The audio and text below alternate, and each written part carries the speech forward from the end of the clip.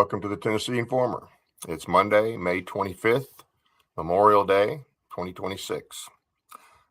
Memorial Day is a day that we honor all those who paid the ultimate price, and they are the fallen in our military, whether it was a declared war or a police action, whatever type of conflict. And this is how we honor those who never made it home. And it's something that we should do.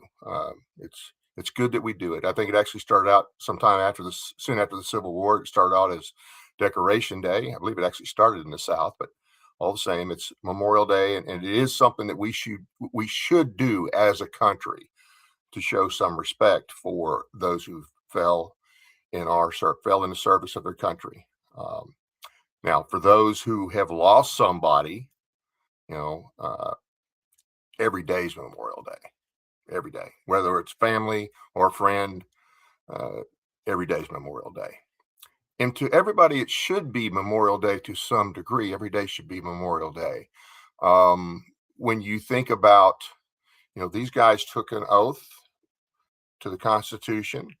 That's what put them in harm's way. Now, make no mistake about it. Nobody was thinking about their oath necessarily when they're getting shot at or when bombs are coming in or for driving down the road worried about an IED. Nobody's necessarily thinking about their oath to the Constitution. They're thinking about getting home in one piece, and they're thinking about their family, their deployed family that's with them to the left and right. They wanted to come home, and they wanted to bring as many of the people with their deployed family home with them.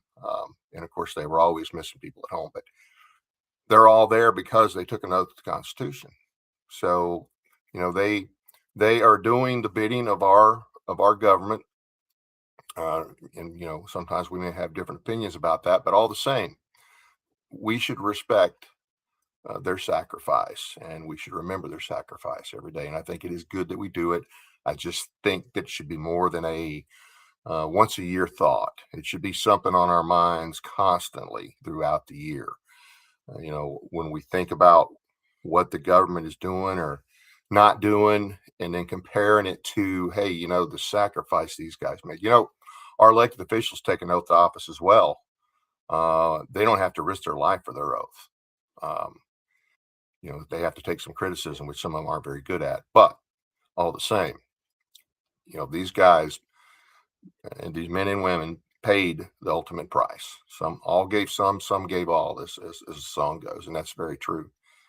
So, there's no doubt there were ceremonies across the country. And in some of those ceremonies, I don't doubt that you had congressmen and you had senators, some of them veterans themselves. There's not a lot of them, not as many as there used to be.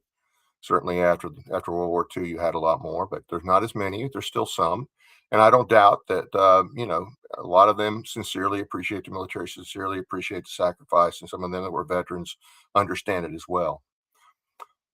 But, I just found out, or I guess was reminded yesterday when I was looking online, and I was on X, and I saw Representative Burchett here from Tennessee, and the complaint was that the Senate had left. The Senate is by far the sorriest of the two branches currently. They are pathetic. And he was making remarks about Senator Thune, who is literally crap with legs. There's no doubt about that.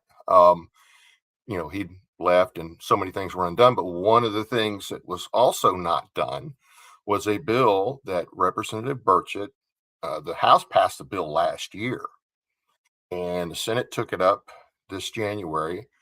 Not sure where they're at. And obviously they haven't passed it yet, but this bill, now this is going to make you mad if you don't know about it already. If you remember, after the pullout in 2021 in Afghanistan, that was just disgraceful the way that was allowed to happen, and all the things that happened with that. That was terrible, and that hurt a lot of people. That really hurt a lot of people. And anyway, we found out that after that the Biden administration was still funding the Taliban. So now here we are, May of 2026, 17 months into the Trump administration. And the House last year passed a bill like I said, to repeal, pass the House to stop that funding. The Senate hasn't finished it. The Senate has not done their part to stop that funding.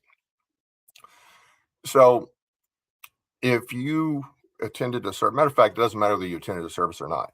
Everybody should call their rep, find out if those in the House, find out who supported it and who didn't. I don't know what the count is. I didn't actually look, but I know it already passed. I'm sure a lot of the Democrats probably voted against it. But then the Senate, it hasn't passed the Senate. It has not passed the Senate. So everybody should be asking their senator, hey, what are you doing about this?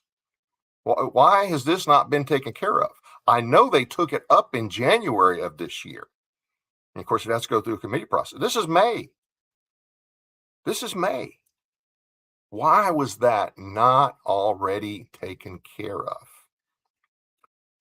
Now, we're gonna play a little video here in a minute. We're gonna play a little video now this video, to be honest, it's about a year old, but it's still valid because, as Representative Burchett said the other day, we're sending out, when I first heard the 40 million figure, I thought, okay, that's 40 million.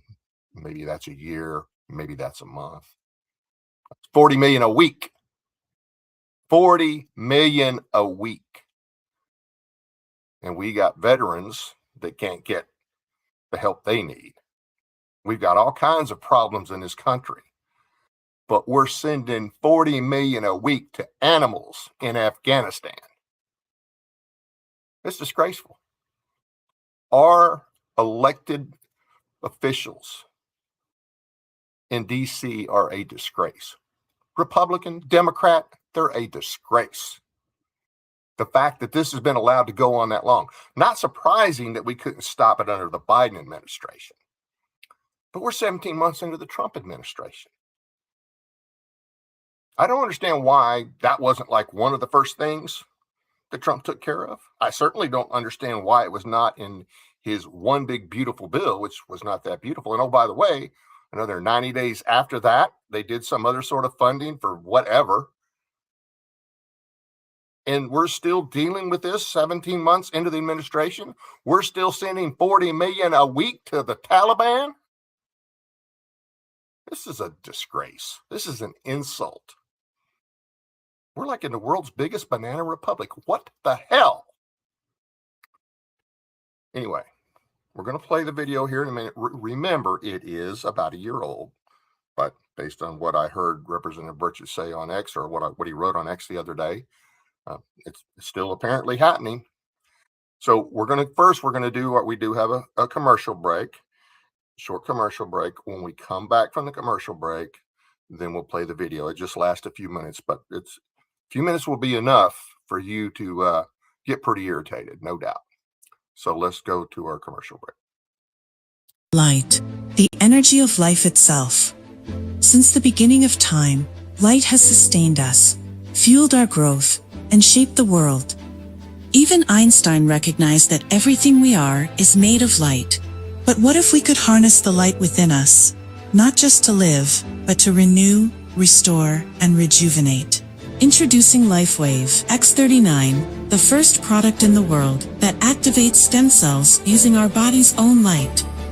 Backed by clinical research, multiple patents, and over 10 years of stem cell research, a revolutionary wearable light technology that unlocks the power of activating our own stem cells with a single, safe, affordable, non-transdermal patch that puts you back in control of how you look, feel, and perform. Unlike drugs or chemicals, X39 works naturally, awakening your body's ability to heal and thrive. It's time to unlock your full potential, restore your vitality, and embrace a healthier, more vibrant you. Welcome back. And now we are going to go to the video. Once again, this is about a year ago, and this was in a committee in Congress, and this is talking about the issue of the funding for the Taliban. So we're going to go ahead and roll that tape. Mr. Roman, are you aware that we are sending $40 million a week to the Taliban? Yes, sir. Can you name other instances of foreign aid going to terrorist organizations? We have assisted al-Shabaab in Somalia. There's been instances of the Khamsi network in Sudan, Hamas, Islamic Jihad, Hezbollah, Kata'iba Hezbollah, Hayat Tahrir al-Shams in Syria. Dozens of terror organizations have received indirect assistance from U.S. foreign aid. Let's use Gaza as our case study. $2.1 billion in American taxpayers' money to Gaza since October 7th when Hamas invaded southern Israel. USAID money was going in terms of an emergency use authorization to try to go to parties that USAID formerly had a relationship with in the Gaza Strip. How did terrorists exploit our foreign aid loopholes? You have international NGOs and UN agencies actively lobby here in Washington, D.C. against vetting policies that would prevent it. I was the senior vetting officer at USAID, and what we did... Did you say United Nations is doing this? The UN? Sure, everybody who's getting money lobbies here. So the taxpayers fund this lobbyist who's working against American interests. Correct. Possibly killing our allies and possibly Americans. They bring together groups in Washington that overseas work with groups that kill Americans. How do these programs compromise our national security, Mr. Premack? They actually push China. They actually push much of the world towards China on the green energy agenda. They push people, ordinary people, billions of people towards China because of the resentment caused by our social re-engineering.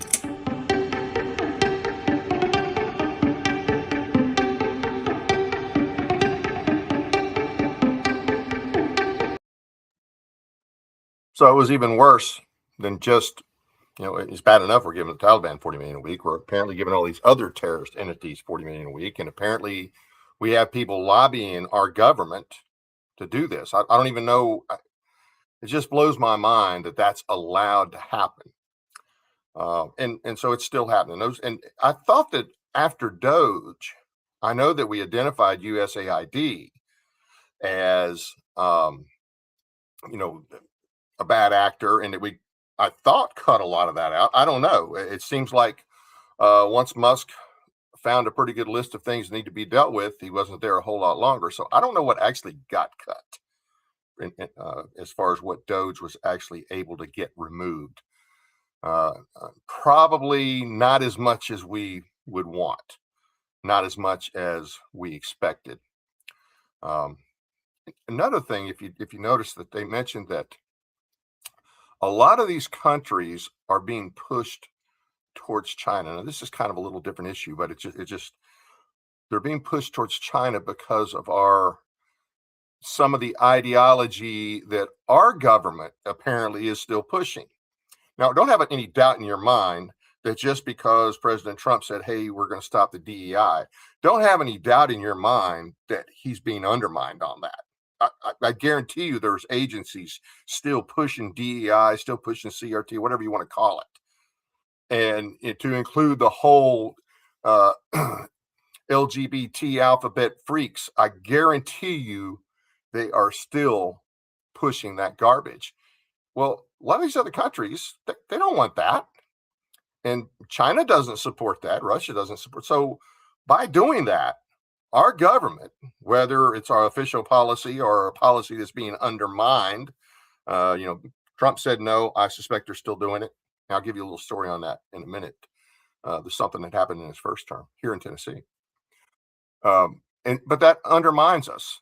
If you've got these rogue American agencies that are ignoring the official policy and they're still pushing their left-wing garbage that these other countries don't want. And of course, China doesn't push that. Russia doesn't push that. And so these countries gravitate more towards that. But it's disgraceful that our tax dollars are used against us, that are going to people, that they're going to the Taliban and other terrorists, giving money to Syria. I mean, look, the Syria guy who Trump had in the White House, he's a terrorist. He used to be with Al-Qaeda. He used to be on one of the most wanted list. We put him in a suit and we say he's the leader of Syria and he's a great guy. He's just a savage in a suit. That's all he is a savage in the suit. We can't deal with it. We cannot, I don't understand it. We know that we can't trust, for instance, Iran. Somehow Trump gets that, but he doesn't get it with the rest of the Islamists. It's frustrating. It's really, I don't think there's anybody in his inner circle that has a clue on this. I really don't. Anyway, that's what's going on. So we need to call our senators and we need to encourage them. Hey, you need to get Thune back in town. I'm not sure how long their vacation is, but they need to get back in town, and they need to get this passed along with the SAVE Act. And there's other things that they need to do as well. They were working on budget issues. That, they shouldn't leave when they haven't got the work done. They should have gotten it done. Now, I got a couple questions from the chat. One of them asked if this was by design. I don't know. I don't know anymore. I'm sure it's probably by design of some people in certain agencies in our government. That I wouldn't doubt. I don't think it's the Trump administration's design. And I got another question about the massive removal. I covered that last. I will probably cover that some more in a future episode, but I'm not going to go into that tonight. So we need to follow up on this. This is it's disgraceful. Especially with the needs of our veterans. We got a lot of veterans who have issues. We have a lot of PTSD. We have a high suicide rate, and we're giving $40 million a week to terrorists, the Taliban, that our guys fought. That's a disgrace. It's a slap in the face to every veteran and every family member that lost somebody over there. This should never happen. This should flat out never happen. That's where we're at in this day and age. So I do want to hit a couple of other things here real quick. So do call your senator. Speaking of senators, I live here in Tennessee. I don't remember ever hearing, and maybe I'm wrong, I don't remember hearing either one of our senators bring this up. I mean, I don't remember any of our senators saying we've got to stop this funding. I mean, I'm sure they would vote to stop the funding. I don't doubt that. But I don't know why they haven't made it an issue. And it really gives me heartburn. I don't know why this was not stopped day one of the administration. I don't know why it was not a priority. If it couldn't be done day one for whatever strange reason, I don't know why Trump didn't make it a priority for his big, beautiful bill or the funding that they did 90 days later. It's just, I don't understand it. I don't understand it. It's very frustrating. It's totally disrespectful, and it's a disgrace. And we're going to have to raise hell about it. Everybody should call both senators. Every state, you got two senators. So I don't know what state you're in. If you're listening to this, you got two senators. Call them both and give them hell. They need to do something about Thune. Thune is just McConnell number 2. He's not any better than McConnell. As a matter of fact, my guess is he takes notes from McConnell, or maybe even orders from McConnell. I'm not sure. But this is absolutely ridiculous. Now, it's important that we have people willing to put their life on the line for this country. Like I say, they do take an oath. We all take that oath. And yeah, you're not necessarily thinking about that oath when you're deployed, when you're getting shot at. That's not on your mind. The guys to your left and right are on your mind, and getting homes on your mind. But we have those people that we have people that are willing to put themselves on the line for this country. War is the most serious thing any country can undertake. Any government that's the most serious thing. Now we're, 80 days somewhere into this conflict with Iran. And of course, we're having discussions. We're having, discussing a memorandum of understanding. Of course, I don't know how you can reach a memorandum of understanding with somebody you can't trust. We know the Iranians can't be trusted. They don't trust us. So I'm not really sure what we're going to accomplish here. Now, a couple of things that I want to hit. Like I said, it's the most important thing, the most serious thing a country can undertake. Our founders knew that. Our founders understood, what they grew up with was, hey, the king gets to make the decision whether or not you go to war. After the king makes that decision, then it's, up to the people to ante up. The parliament will set, hey, we got to raise taxes. But the king got to make the decision. One of the things our founders were clear on was they did not want one man. Not this. Look, this is not about Iran. This is about anything. Not just this president, but every president since at least the Second World War.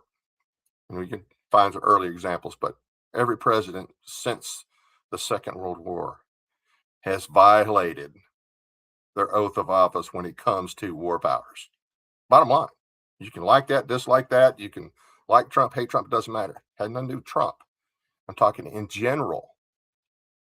They never intended for the president to be the one who decides if we get into a war. The power to declare war was left with Congress. Now, a couple of things. As the commander-in-chief, he still has a responsibility for defense. He can take defensive measures.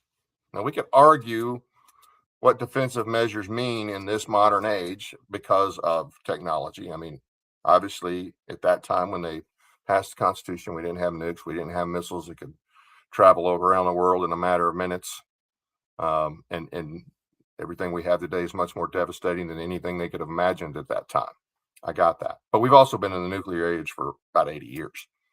And we've had missiles and rockets for all these years that, our founders could have never anticipated. So we probably before now needed to make some sort of change to the Constitution so to where our commanders in chief were not constantly in violation. But a lot of things they violated had nothing to do with a nuclear aspect. The point I'm getting at is the most serious thing, they did not want one person making that decision. They did not want one person having the ability to say, hey, we're going to go to war, or do an act, commit our military to an act that would be considered an act of war and then would get us involved in that war. And then it be on the, Congress as, they're not going to defund at that point. So a lot of people say, well, we haven't declared war. Congress declares war and the president can do anything up to that. Well, that was not the intent. Read the notes from the convention. Read the ratification debates. Even the War Powers Act that they tout, we're getting a bastardized version of that. Read it for yourself. You really need to read it for yourself. Read it for yourself and tell me if you believe this gives the president all that leeway. Now, there is a clause they abuse there in reference to the 60 days, but it does not say that the president can do what he wants for 60 days. That's not what it says. And so we really need to look at these things. They've been trying to get resolutions passed. Now, no doubt, the Democrats don't care about the Constitution. They're doing this because they don't like Trump. In the past, they have supported when Biden's done things or when Obama did things. In the past, Republicans have supported when Bush did something or other presidents did something that technically was not constitutional, that was a power that they didn't legitimately have. And so the party out of power always cares about the Constitution when they're not in power. When they're in power, oh, we don't care about it. Or, hey, your guy did it. As if just because somebody else violated it in the past, it's okay now to violate it again. We're almost 80 days into this thing. At what point is Congress going to get involved? Now, I understand what Congress is, but I also understand what the Constitution says. Now we're talking about memorandums of understanding. Shouldn't we be talking about treaties? Oh, wait a minute, we didn't have a declared war. You see, it's a vicious cycle here. This should not have been allowed to go on so long. I mean, I know that Trump thought this was going to be a quick deal. I think he thought it would be a weekend, a couple weeks at the most, and then we'd be done and we'd be safer. I believe that's what he thought. I don't have any doubt in my mind that that's what he thought. That's not the case. And I don't know that we're going to get all the concessions. We're not getting all the concessions that we want from Iran. and we're not going to necessarily agree to all the things they want. So I don't know what's going to happen. Okay. I do know this. It's obvious we underestimated them. Now, my whole adult life, I've never had a good opinion of Iran. I really thought, as a 14-year-old kid, when they took our hostages and I saw them burning our flags, I'm like, why have we not done something? For most of my adult life, I would have been okay with turning them to glass. But you know what? Maybe we waited too long to do that. Maybe we waited too long to intervene. We keep hearing about war for 47 years. Well, okay, but if you let somebody prepare for 47 years and you're maybe not prepared, you don't really know what all they have, you don't understand fully their capabilities, and oh, by the way, you're running out of stuff. I'm not sure that we're in a position. I mean, I don't think we'll nuke them. Are we going to just totally destroy all their infrastructure? Okay, maybe we're going to do that. I don't know. But I know the Gulf nations are going to get hit, or are certainly afraid they're going to get hit because they already got hit before. So this is not, this did not go as planned, and it will not end. It's going to be sold as a great victory no matter what. Okay, because both sides use propaganda. But this is not going to be, it's not going to be a good thing overall. And here's a real bad thing. From the Middle East perspective, especially the terrorist types, Iran has already won because of all they were able to sustain from both America and Israel. So that would talk about some serious recruiting for terrorism, and talk about propaganda for that side. The fact that we weren't able to take them out quick, and the fact that even though we thought we took out their army and their navy and we made all these great claims, they were still able to effectively retaliate and take a lot out, close the strait. Even if we're reclosing it or reopening it, whatever we're doing this day, I'm not sure anymore. That's a huge propaganda coup for them. And it also sends them, and let's not forget China and Russia. I mentioned a minute ago, hey, are we going to nuke them? Are we going to totally devastate them, devastate their infrastructure? I'm not sure that China and Russia are just going to say, oh, okay. I mean, they've been involved with Iran for decades, especially Russia. So I don't know. This is not going to turn out good. But back to the point. Our country was not set up for one person to make the decision to go to war. There's always been partisanship, okay?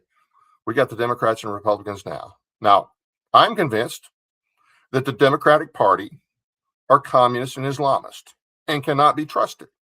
That's what I believe. You won't change my mind. And of course, they think we're whatever, all right? They see us as the enemy. We see them as the enemy. If you go back to the early, not too long after our Constitution was ratified in the late 1790s and a little beyond that, the Federalists and the Anti-Federalists, or the Federalists and the Democrat Republicans, basically the people that followed Jefferson and then later Madison after he switched from being a Federalist.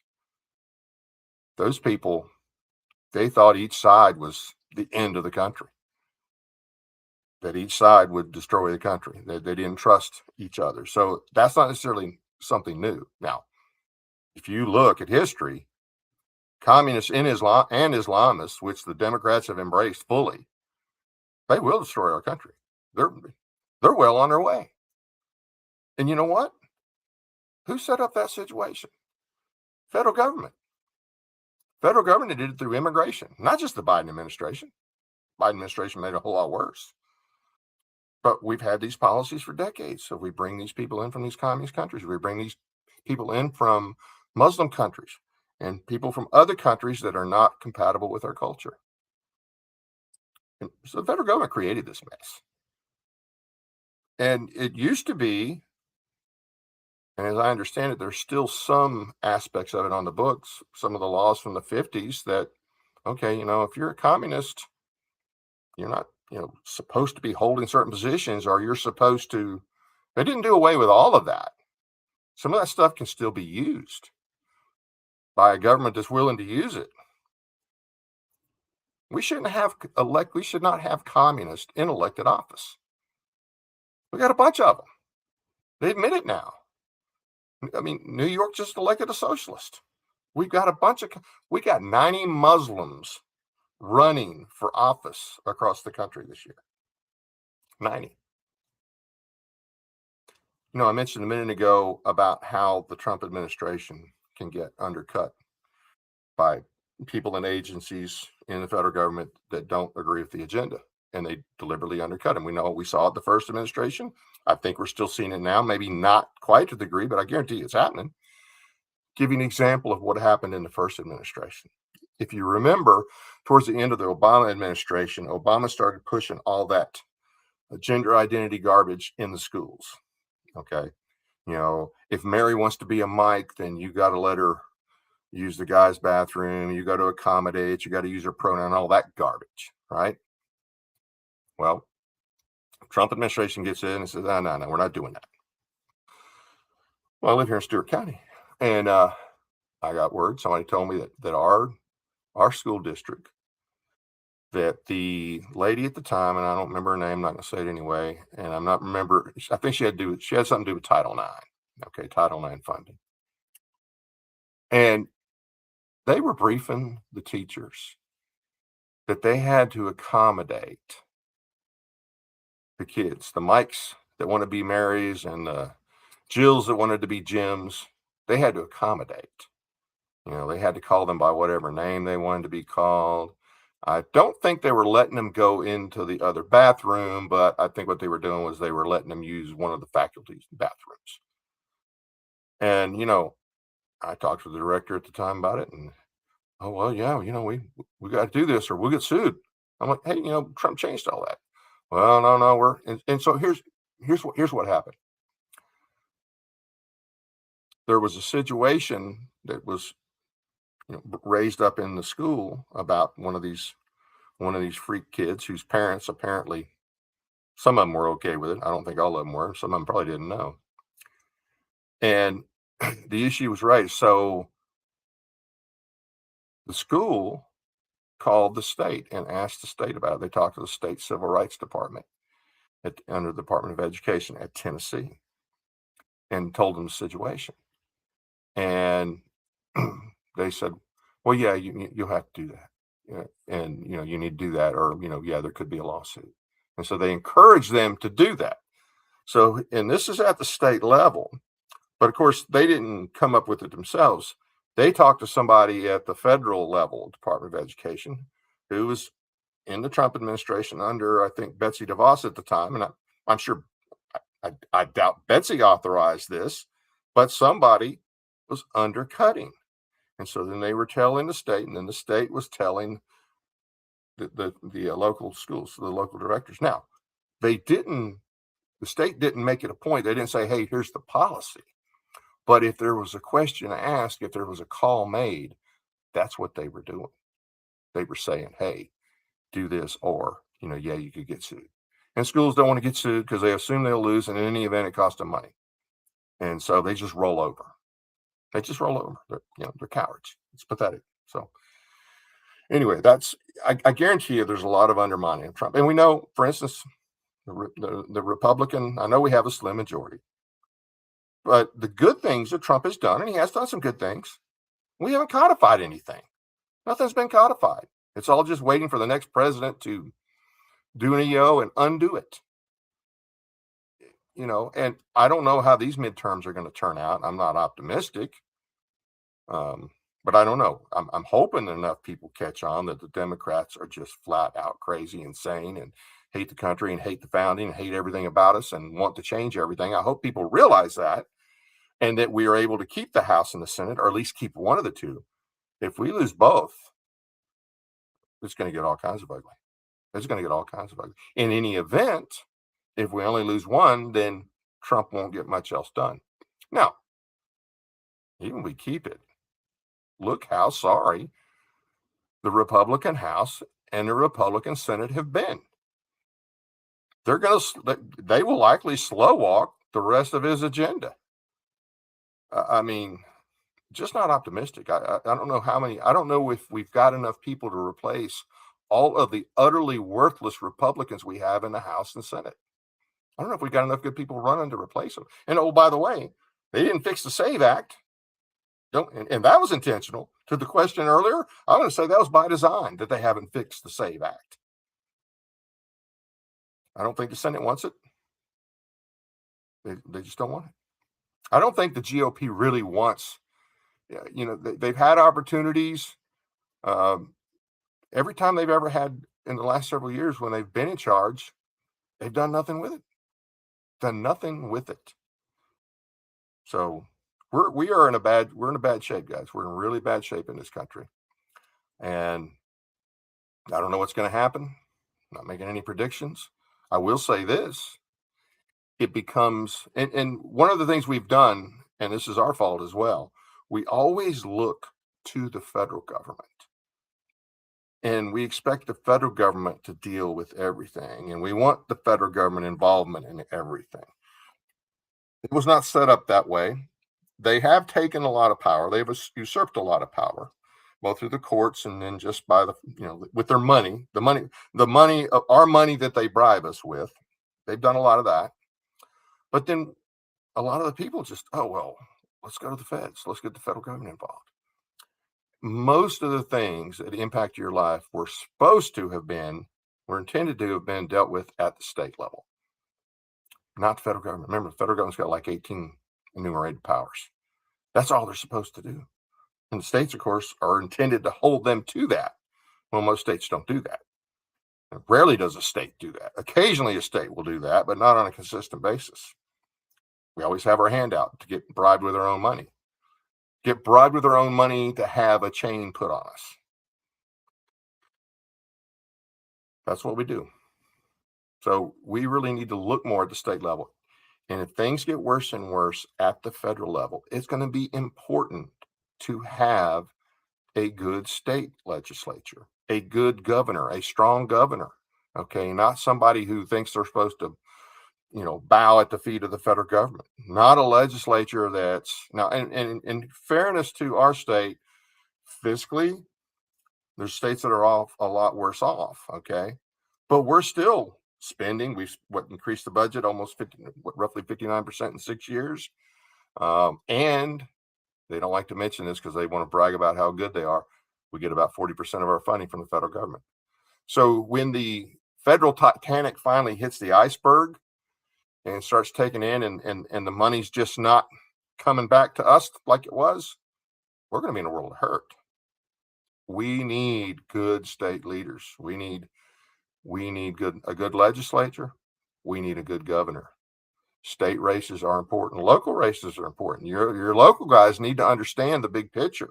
Know what's AI. That's a good example right there. A lot of your people don't know about AI, and if a company comes in here dangling big dollars to a county, a lot of them will just, hey, yeah, whatever. Give us the money. We'll do whatever you say. That's another thing I'm concerned about. There's this big rush for AI. I understand it's coming and we can't stop it. I'm not wild about the rush. I'm not wild about the fact that Trump wanted to do I guess he did do an executive order and saying that states, that the federal government is going to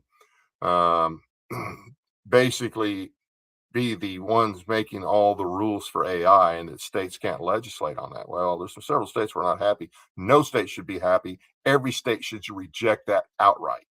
Absolutely every state should reject that outright. We don't know the full impact yet of the AI. We've got enough information to be concerned, that's for sure.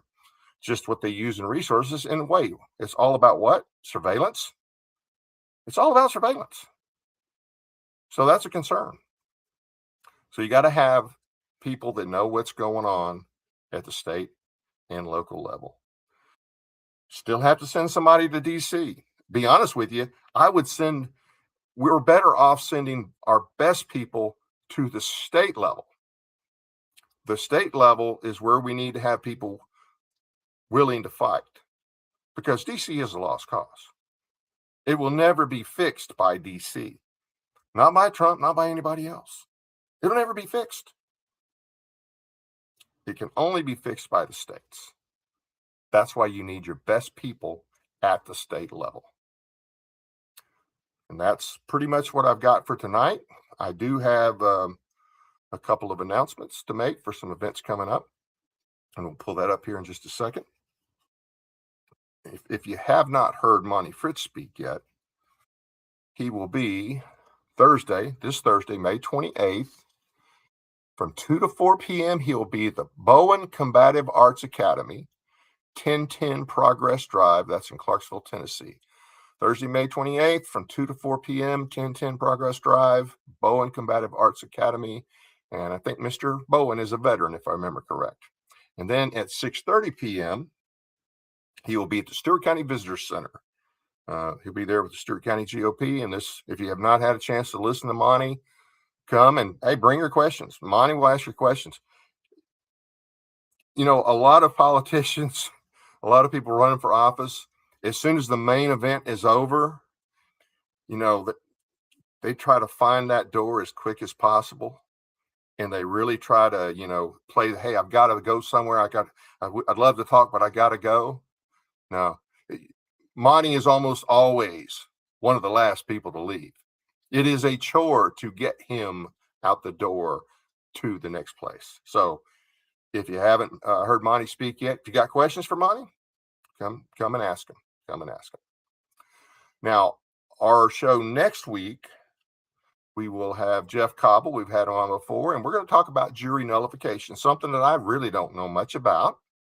But Jeff knows quite a bit about it, and we're going to talk about that next week, June 1st, 7 p.m. And tune in for that one. The Mike Weatherford show tomorrow night. Now, I did matter of fact, he had the same guy I had on a few months ago. Last week, he had Larry Elam on. Now, Larry Elam contends that, you know, Pusser likely killed his wife. And you may remember last year, the TBI came out with this recreation, and they said, yeah, if he was still around today, they would indict him and blah, blah, blah. And we did a show on that several months ago. A lot of comments, a lot of people not happy. A lot of people didn't really care much for Mr. Elam. Anyway, Mr. Harmony, I thought we were going to have him on, and we may in the future, but he will be on Mike's show tomorrow night. He's got a little different take on it. He's got a book out, The Trial of Buford Pusser, and did they get it all wrong? So he comes at it from a little different angle, and he'll be on the Mike Weatherford show tomorrow night at 7 p.m. And that's all for tonight. By the way, there are other shows on our network here. You can go to westtennesseetv.com or myparistv.com and see the different shows. We got a Sportscast show with Jeremy Buckalow that comes on Sundays. And there's different shows and there's different events. Our producer has got his hands in several different pots, so he puts out some good content. Well, that's it for tonight. Good night from Big Rock, Tennessee.